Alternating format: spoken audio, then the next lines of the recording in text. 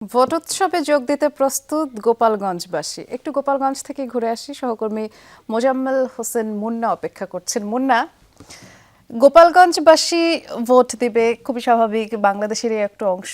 কিন্তু এবারের নির্বাচনে গোপালগঞ্জবাসী আসলে কাকে ভোট দিবে, এটা একটি ফ্যাক্টর বলেই মনে করা হচ্ছে। কি মনে হচ্ছে, যাদের সাথে কথা বলেছেন, কি বলছেন তারা, তাদের কাছে এই নির্বাচন কিংবা এই ভোট কেমন হবে বলে মনে হচ্ছে? আমার একান্ত এই ভুবনের সঙ্গী হয়ে থাকে শুধু স্টেলা। বৃষ্টি, আপনি একটি কঠিন প্রশ্ন করেছেন যে কাকে ভোট দিবে।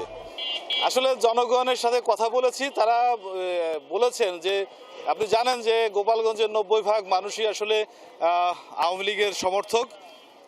তারা সবসময় ইতিপূর্বের যে সংসদীয় নির্বাচন হয়েছে সেগুলো তারা আওয়ামী লীগ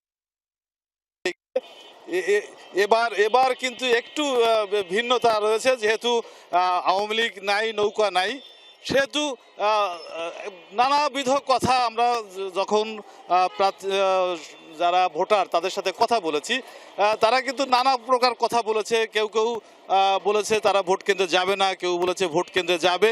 তবে স্বতন্ত্র প্রার্থী যারা দাঁড়িয়েছেন তাদের একটা অংশ কিন্তু, যেহেতু আত্মীয়তার কারণে হোক বা গোপালগঞ্জে প্রার্থীও অনেক, গোপালগঞ্জ 2-এ যদি আমি বলি, 2-এ 13 জন প্রার্থী রয়েছে, তাদের আত্মীয়তা রয়েছে, তাদের বন্ধু বান্ধব রয়েছে।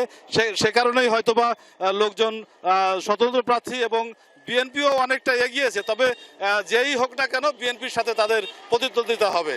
প্রতিদ্বন্দ্বিতা হবে, এবং যেমনটি আপনি বলবার চেষ্টা করছিলেন মুন্না, যে স্বতন্ত্র প্রার্থী আছে তাদের জনপ্রিয়তা একটু বেশি মনে হচ্ছে। ধন্যবাদ বিস্তারিত জানানোর জন্য।